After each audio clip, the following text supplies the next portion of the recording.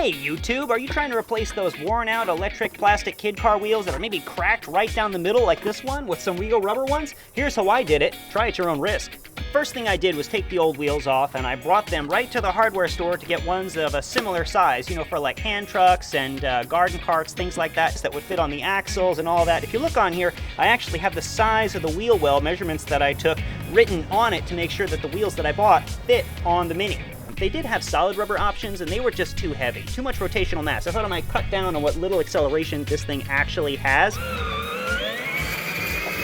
And these flat-free ones here, they had good tread on them, they were the right size, and you know what? The factory hubcap actually fit in the center, so I went with these. Okay, so the non-drive wheels are actually pretty easy to install. The first thing I did is I put the white bushing that came in the stock wheel back into the hub, and that fit perfectly, which I knew in advance. And then what I did is I put in these two washers here, right? And then tightened the nut on the outside, the hub nut that holds the wheel onto the axle. And then I measured the distance between these two washers here, and I cut this little piece of tubing to use as a spacer. So that holds the wheel at the right offset, and you'll know that you'll have the correct length spacer if you're able to tighten the hub nut all the way down and the wheel still spins free but doesn't have any play. So this little electric car here, it's one-wheel drive. This wheel right here is the one that spins when you hit the gas, and it was a lot more difficult to replace than the other three.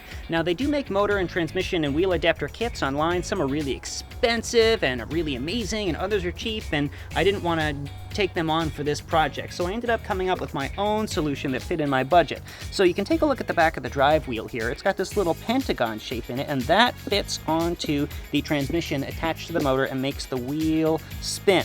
So what I ended up doing was taking a piece of sheet metal, cutting this pentagon shape into it so there's not a lot of slop. Hopefully it's not too tough on my transmission.